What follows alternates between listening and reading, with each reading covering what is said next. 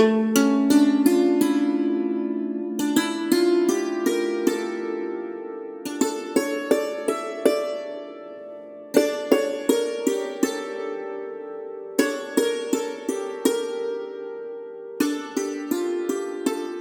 and welcome to So You Think You Can Rule Persia, the podcast where we rate and review all the kings of Persia from Diocles to Yazdegerd III. I'm Sariel and my pronouns are they, them. And I'm Umberto, my pronouns are he, him. Hello everybody, and welcome to episode 81, Jamasp. Who? Correct. Oh wait, yeah, no, I remember. I was like, this is not the name I was expecting, but yes, you mentioned this on the last episode. Yes, so would you mind filling us in on what Jamasp's deal is? Okay, so during Kavad's reign, there was a 2-year period when he was imprisoned. Yes. And therefore not the king until he was rescued by his wife, very smartly, and then just got back to reigning. Because, just minor inconvenience being imprisoned in the fortress of, what is it? The Fortress of Oblivion. Of Oblivion. Yeah, it has such a banger name. Good name. So yes, he was back after that, and then we had the second half of his empire. But there was this other guy who obviously someone had to, keep things in check and rule while our original ruler was imprisoned. So we're talking about that guy today. Yes, that's right. Who I assume the nobles just chose. Because who got the nobles did choose Kavad him. in prison? The nobles. Yeah, so I assume they were okay, and now you rule. And yes, there's basically, we need somebody who counts as a warm body who can occupy the throne. You'll do. Yeah.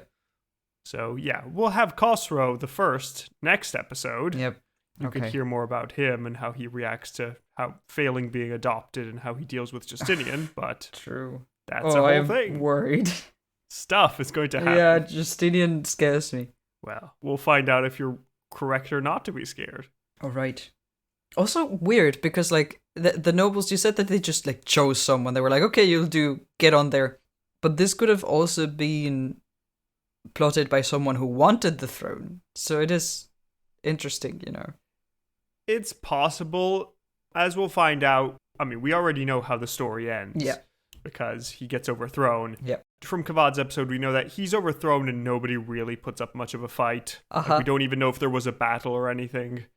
So it feels like a puppet that people were okay, no, this isn't worth it. I'm just let's give it up. My comment was that I think that is interesting and strange because none of the nobles want the place. Well, the thing is that we're still in this time period where the nobles saw what happened to Sukra. Right. If you remember, Sukra became the most powerful noble. He was basically king. All he had to do was put a crown on his head, and then all the nobles ganged up on him and had him killed. Yeah, I guess so. None of them dares going against the others, because then the others will band together to overthrow that's right. him. There's a sort of, not exactly holiness, but a respect that comes with being part of the royal dynasty, where everybody agrees that you can be king, but will control you. In the ideal case, the nobles will control the king and the king will just be a figurehead. I see. But none of the nobles should be king, because then that upends everybody's, the natural order of things. The natural order of me having power and living comfortably. Yeah. Okay. We almost got rid of the nobles, though. I will always cling on to that. We'll see how it goes with Kavad's son. Yes, they will eventually. I have gotten to the point where they have been gotten rid of. Oh my god, there is light in the horizon. Maybe we will make it. Somewhat. Okay, so this guy. But yeah, so let's briefly recap what happened in the first half of the last episode to get to the point where Kavad is overthrown. If you remember, Kavad, young prince, the son of Peroz I, he was made king as a puppet to Sukra. He managed to rebel against Sukra and have him replaced. And then he got cozy with the Mazdakites, who are this religious group who wanted to redistribute land and abolish nobility and just do some sort of proto-communism, which is very interesting and very cool. But the problem is that the nobles really didn't enjoy this sort of thing, so they imprisoned Kavad in the Fortress of Oblivion, and, well, he will escape, but for now, he is safely locked in. So, Jamasp, who is he? Where does he come from? Yeah. Well, Jamasp was another son of Peros and probably a younger brother of Kavad. Oh, I see. Okay. So it is like someone from the royal line. Yeah. Okay. Just one of the many brothers that Kavad Huh. probably had. I see. That makes more sense. Yeah. Jamasp was probably a younger brother, because otherwise he would have been made king, we assume. And also, any older brothers that Kavad had been sort of killed during the fatal battle where Peros himself died as well. So that was a really big military disaster. And every adult brother died, so Jamasp is probably a younger one. And we know very little about his early life, except that he wasn't considered to succeed Balash, probably because he was too young at the time, and Kavad was barely an adult, so that was fine. So yeah, as we saw, Kavad made powerful enemies and was deposed in favor of Jamasp. The sources tell us that Jamasp was chosen because he was calm, gentle, and just, and he wouldn't be much of a threat to the nobles. The fact that he is so nice might just be anti-Mazdakite propaganda, trying to show him as a better king than Kavad, but there are some signs that he was at least merciful. You know, one of these signs is the following, because once Kavad was imprisoned, the council of gathered nobles decided that they would prefer not to kill or mutilate Kavad in cold blood, but just imprison him. Because we see that most times that somebody is deposed, they're at least blinded or somehow mutilated so they can't be king anymore. But apparently, whoever was in charge now decided that Kavad could just continue on with all the body parts he originally had. Which is... it's a nice thing to do, but perhaps not a wise thing to do, given that we haven't had as soon much as he wisdom. came back, he stabbed him. Yeah. So, this is possibly that Jamasp himself was just a nice person and decided, maybe don't mutilate my brother. I'm sure just put him in the Fortress of Oblivion, that'll be fine. Nobody gets out of the Fortress of Oblivion. Exactly. Apparently, except Kavad. So that's nice, because we also know that definitely there was at least one prominent noble that was calling for Kavad's death. In fact, he was executed for this. Like, it would have been smart, but also I understand the brother not wanting to. It's a shame that then he got stabbed. I don't know what the personal relations, like... Yeah, I mean, he liked his brother enough that he decided that harming him this way wasn't good. Yeah. This also might be an indication that Jamasp isn't, fully a puppet. He is at least powerful enough in his own right that he can decide what happens to his deposed brother. Where, to be fair, he is the main one that would suffer the consequences of his brother coming back, so true. I guess he gets to decide. That's fair enough. So Jamasp got to rule for a little while. And as King of Kings, he did a few things. First of all, he standardized the notation of the regnal year on Sassanid coins. That's helpful for us. That's there. Yes, we now know this is the coin from the second year of the reign of this king. Great, love this. Speaking of which, probably due to the recent losses against the Hephthalites, which hadn't been avenged at this point, we don't have any golden coins with his face on them. Probably because we're just running out of gold, because we're just giving it all to the Hephthalites to try and survive. But an interesting element of the silver coins is that Jamasp emphasized Zoroastrian imagery, with Ahura Mazda or a Yazata bestowing the crown upon him, in a clear display of legitimacy over Kavad, who was a heretic. So he's showing, hey, look at me, I'm actually straightforward, I'm not with the Mazdakites, I'm with traditional Zoroastrian values. This is why I'm legitimate, this is why I'm king. And it's also kind of interesting to note that we don't get any evidence of Jamasp or the other nobles having to particularly struggle to suppress the Mazdakites or to revert their social changes, which will suggest a couple of things. It suggests that maybe the Mazdakites at this point weren't as powerful as they will become, because we saw in Kavad's episode, they will eventually get to the point where they're just raiding noble estates and trying to confiscate land, and it's a whole mess. There's a bunch of rebellions and that. But under Jamasp, it doesn't look like anything like this is happening, despite their friendly king being deposed. So there isn't a mass peasant uprising of people saying, give us Kavad back, he was doing what we wanted. it seems like everybody is relatively relaxed with the situation. Mm-hmm. It might be that Jamasp didn't have enough time to cause a rebellion, but everybody's just thinking, yeah, this is fine. Let's continue like this. Alternatively, it could be that the social changes that Kavad did at the beginning of his reign weren't important enough to require being reverted. So it might be that just he said he was going to do these changes, but he didn't have time to do it. He was deposed before he could do anything that he said he was going to do. Because otherwise, what would have been the catalyst for the nobles deposing him if nothing bad was happening or nothing that needed reverting? Right? Yeah, so maybe he just said he was going to do it, and the nobles said, oh no, let's stop him before the orders go out and just capture and prison. Goodbye. So, those are a few of the options that we have for how the Mazdakites are doing. But yeah, as we saw last time, Kavad escaped from the Fortress of Oblivion as a badass, because, it's a cool thing to do. And then he fled to the Hephthalites, where he gained a wife and an army, which he used to march upon the capital. Mm. And, well, you kind of know, but what do you think Jamasp did at this point? He hears that an army is coming, and he is the king. What would you do if you had been placed on the throne?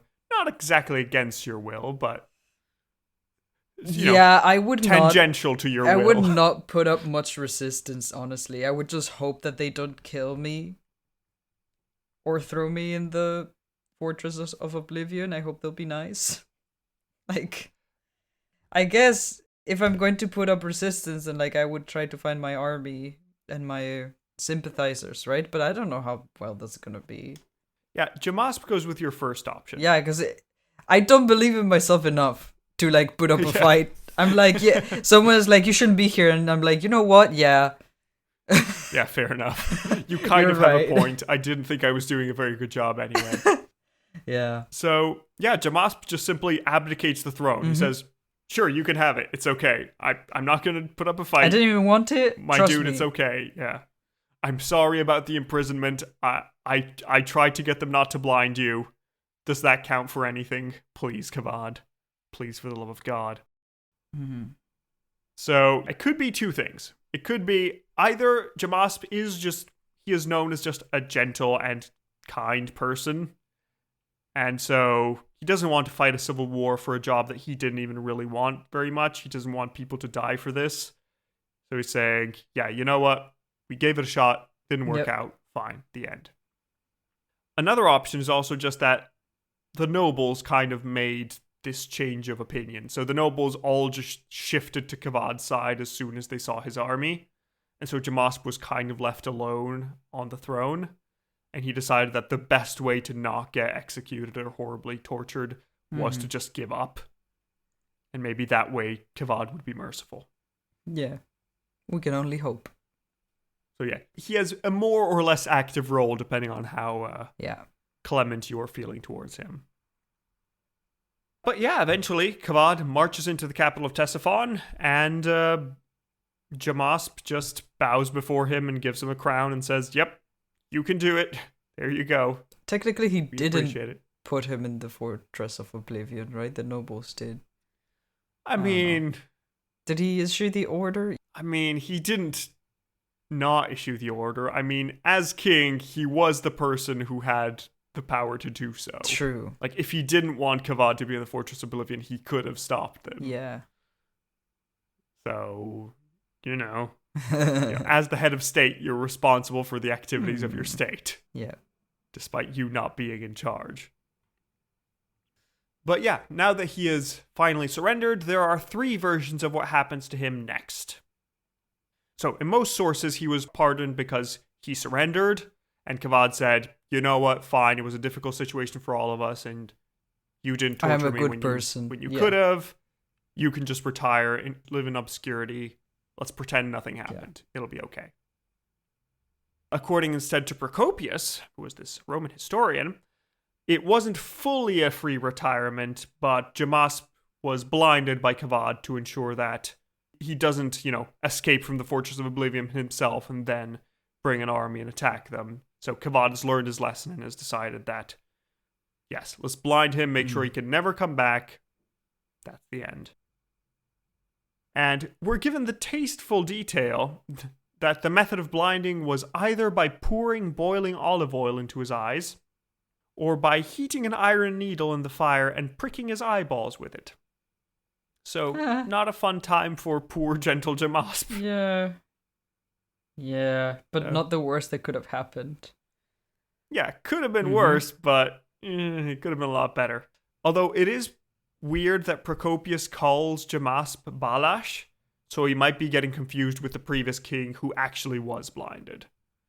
So it might be that Procopius just got two stories about a king around the time of Kavad and said, yeah, this is probably the one. And lastly, other people say that he was executed, but this might just be that historians are confusing his punishment with the punishment of the nobles who were at the head of the rebellion. And we know Kavad did actually punish because, well, they were directly in charge. So what is the version you think happened? Do you think he was let off freely because it's fine? Do you think he was blinded? Or do you think he was executed? What would you say? Knowing Kavad, since we already saw his story, what would you think Kavad would have done? Yeah, to Jamasp. Wasn't Kavad supposed to be like relatively merciful? He was reasonably merciful. But he also took care of things and didn't leave them on the air. Yeah, he was merciful when he could be. But when it was better for him not to be, he was not. But that's the thing, you can't be king if you are not whole of body in any way, right? Yes. That's so right. that would have been enough. Yeah, that would have been enough. Yeah, just blinding him would have been enough. Yeah, I don't think he, I don't know, did he just fully, kill him? It's kind of overkill. Yeah. Hey. Yeah, no, I definitely don't believe the killing, because Jamasp was... Like you were saying, I would have completely understood it, I wouldn't be shocked that he did it. But like you said, he tended to be on the merciful side when possible. So unless there was a specific push from, society of if you don't do this, then we won't take you seriously as a king. Yeah. As long as his own legitimacy is concerned, there was no need. Yeah, so the execution I definitely don't believe. I think that the blinding is probably the smart choice, if not a humane one, because this way, if anybody rebels and Jamasp is entirely fine, then they can say, he was king once, he did a reasonably good job, let's make him king again. Yeah, no, of course. But if he's blinded, then that's one less rival for the throne. Yeah.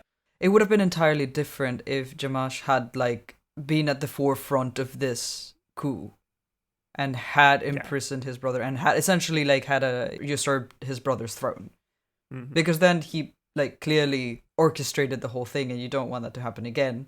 And yeah, it depends what kind of example you want to make of traitors. And but again, you have the fact that most sources tell us that he was just pardoned because he gave up at the Civil War and didn't fight, and also when he could have blinded Kavad when he was deposed, he didn't.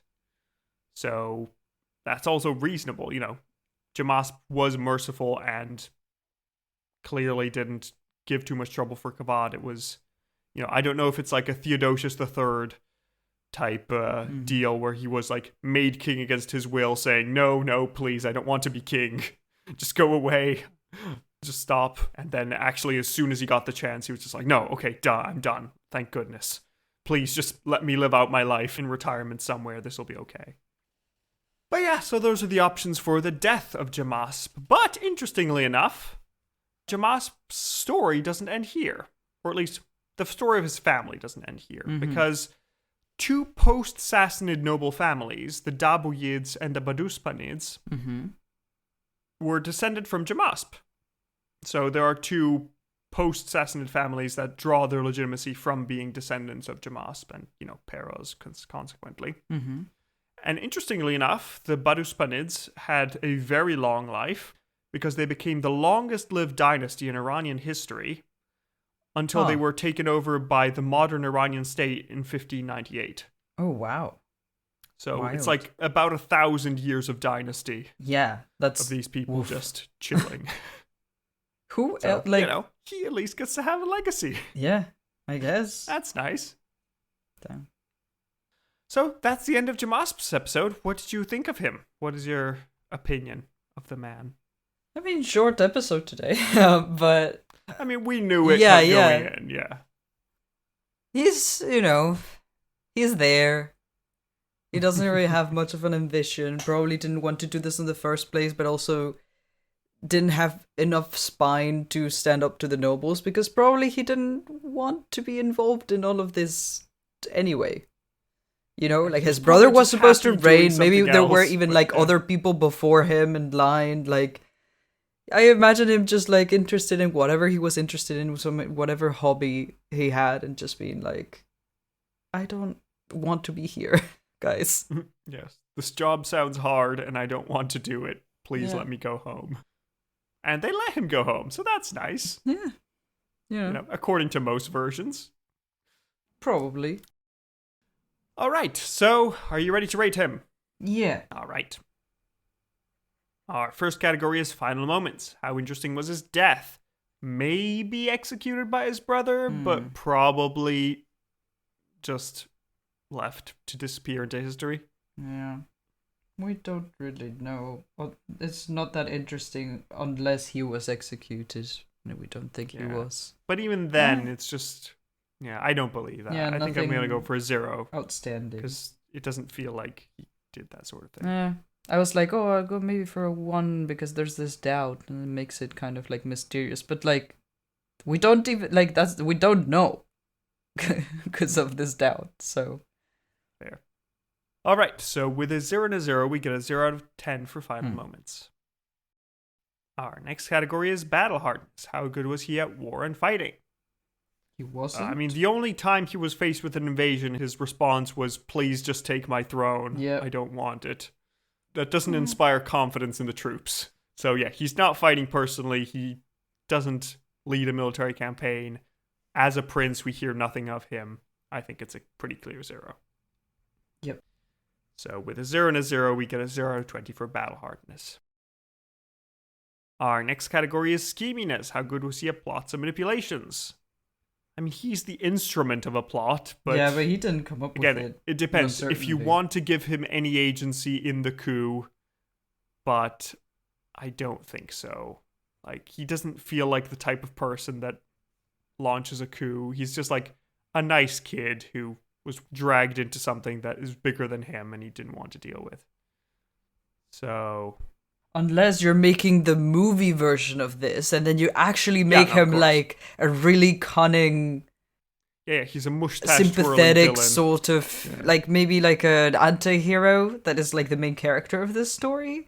Because we're just making a movie about these 2 years, and he does orchestrate this, but like from the point of view of like a Claudius sense of like, oh, nobody will Yes, suspect love it. of me because I am covering my tracks by like putting on this very specific character. So even if it fails, I get to go relatively free because nobody will actually know that it was my fault. I will just frame someone else. I mean, we can make that movie. I'm up for it. But I do not Just think make that him is the scheming what mastermind of all. happened. But yeah, otherwise, I mean, it's not scheminess, but I'll just quote it here because this is the best place it fits. Yeah. He does manage to, I won't say manipulate, but convince the court to not blind Kavad or execute him. Right. Nah. So that's some As bit he of should, operation, being but king, doesn't you know. feel like scheminess. That's the yeah. bare minimum. Yeah. Yeah. A more ruthless and long-lasting king would have blinded Kavad. But hey.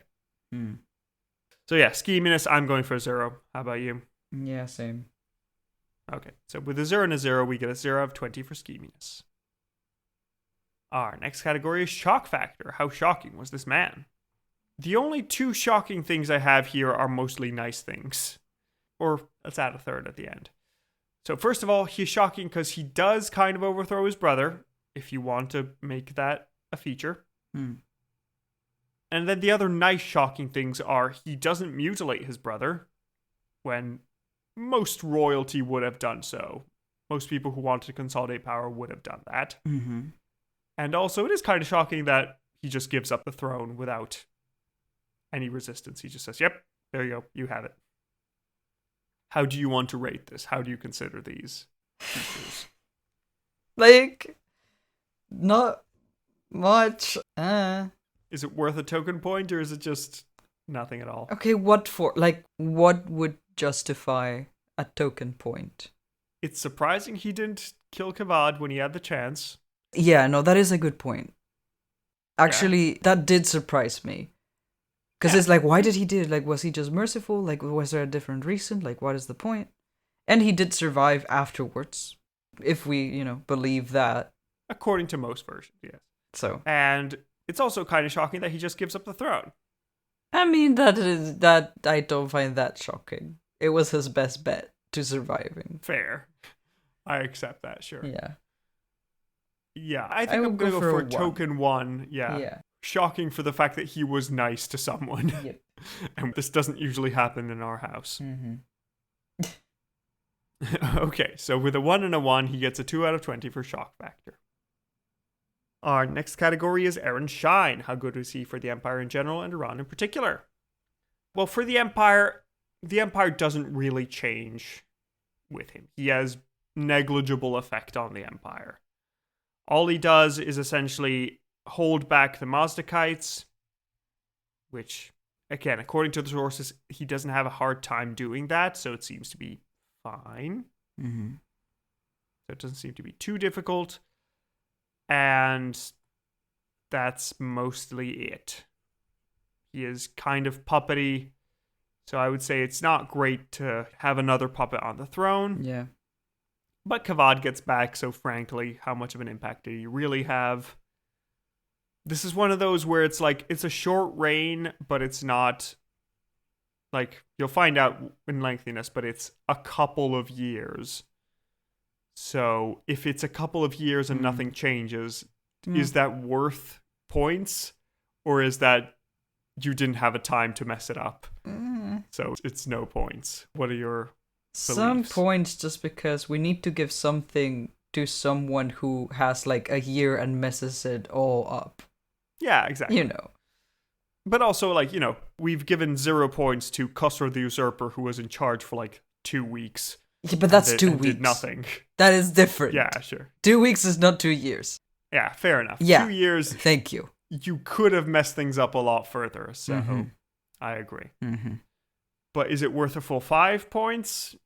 5 is in like our standard long reign, nothing changes. Maybe 4. If anything, because of the instability that causes, Yeah, and also he doesn't really harm the Empire with a lengthy civil war, which is to his credit. That is good, yeah. So that's good. Yeah, I feel like a 4. You know what? He's going to be surprisingly high there, but... with me, yeah. That's fair enough. He gets as much as other people who reign. I mean, Ardashir II also ruled 4 years and did a similar amount of stuff. So fair. All right, so with a 4 and a 4, we get an 8 out of 20 for Aaron Shine. Our next category is Face of Faces. What do you think this man looked like? Let me send you his crown. I don't think anything, really. I have had no picture of him in my head while you were talking about him. So I guess I'll just, I'll do something. All right, so Cyril has finished their drawing. Let me pick it up and I'll describe it to you all. Very nice. I like it. Good reference.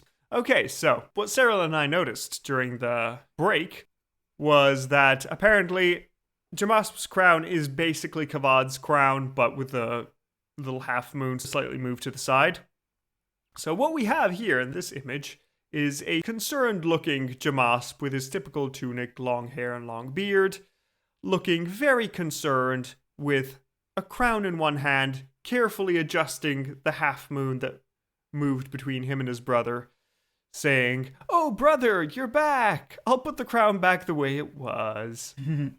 Because, it's good to keep things steady. I was just keeping the throne warm for you. Yeah, exactly. While you were on holiday. Why didn't you take me out of prison? Well, yeah.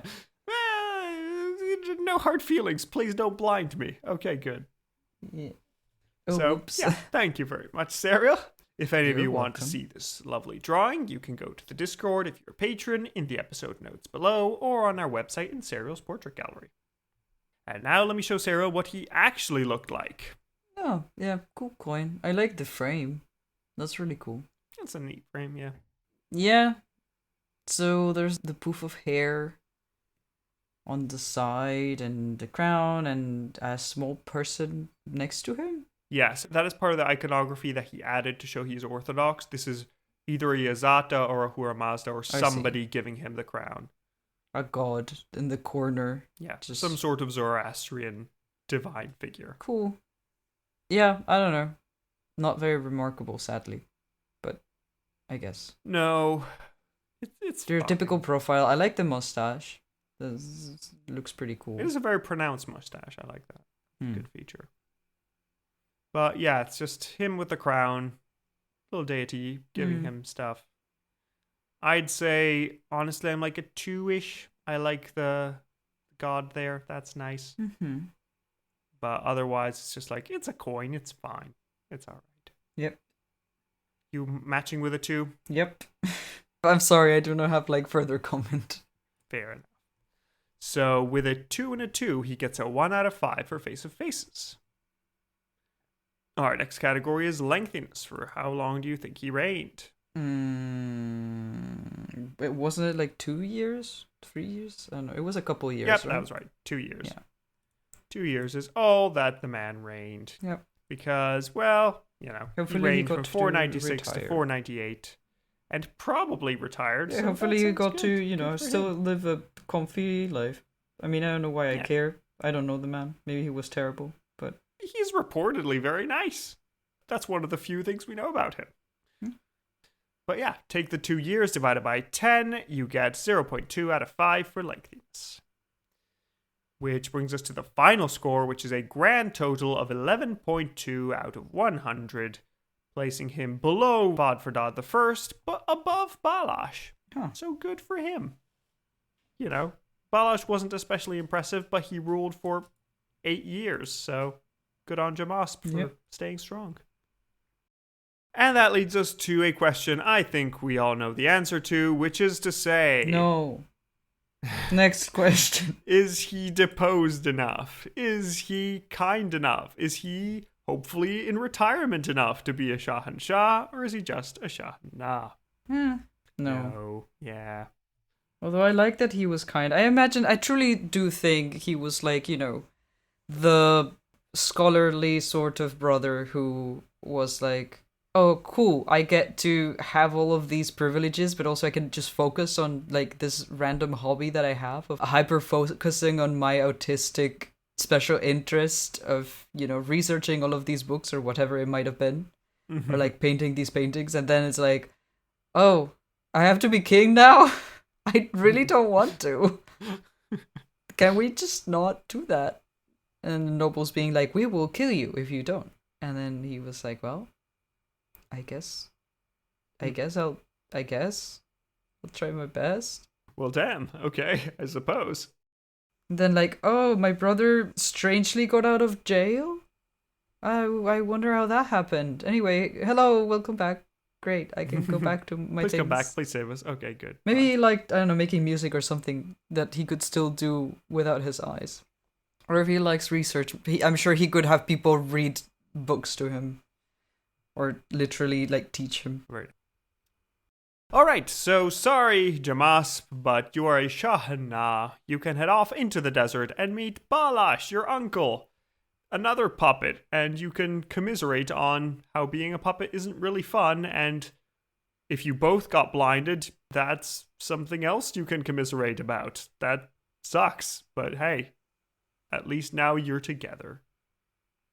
So that is the end of our episode. We hope you had a lovely time learning about Jamasp, what happened in the middle of the Kavad reigns. Nobody ever talks about Jamasp. We got to talk about him for a little bit. The poor guy deserves a bit of credit. Come on. He tried. But you should all be extremely excited to join us for next episode. Can you guess why, Serial? No? What? Because our next episode is going to be our third two-parter. It's going to be Khosrow the First, Whoa. Part 1. Whoa! Oh, I'm so excited. Okay, cool. Because I was already bracing for his father, right? Because we knew that like Kavad had Yes. a lot going on. But I'm so excited. Let's go. So Yes. Tune in for Khosrow the First, Part 1 Woo-hoo-hoo. next week. The drama. It'll be cool. It'll be great. And yeah, in the meantime, if you'd like to support us, there are many ways to do that. You could join our Patreon, where you can gain access to a bunch of extra episodes. I'm now doing the research for Pompey the Great and his Eastern campaigns, his Eastern expeditions, so that'll be interesting. Mm-hmm. We just did Ptolemy III with the Library of Alexandria, lots of fun Ptolemaic shenanigans. And otherwise, you have other interesting rulers such as Ashoka the Great, Ashoka Maurya, Alcibiades, Mithridates the Poison King. That was so cool. And many, many other figures that you can look into and, just try. You can just subscribe for a month and listen to them and stay if you like it. That's an option. And you'll eventually get to vote for what the next miniseries is going to be if you get to the right tier. Alternatively, if you'd rather not support us monetarily, that's fine, but we'd appreciate it if you could give us a comment or review on your podcast app of choice so that we know that you're enjoying it and other people can see these reviews and think, hey, that's a cool podcast, I'll give it a go. Because don't we all want to know more about Jamasp? I'm sure we all do. But yeah, in that case, without any further ado, I hope you have a lovely week, and I'll see you next time. Goodbye. Bye.